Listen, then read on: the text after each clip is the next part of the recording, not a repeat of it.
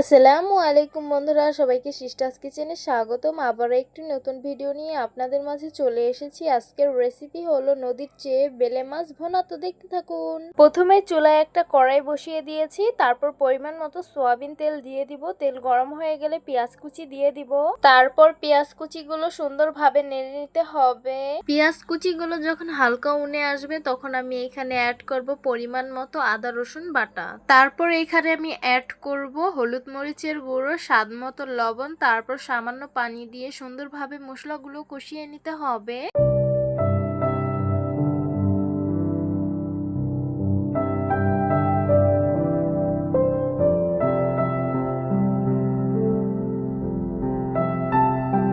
তো দেখতেই পারছেন আমি মশলাগুলো খুব ভালোভাবে কষিয়ে নিয়েছি। মশলা থেকে তেল ছেড়ে দিয়েছে। এখন ধুয়ে রাখা বেলে মাছগুলো দিয়ে হালকা করে কষিয়ে নিতে হবে।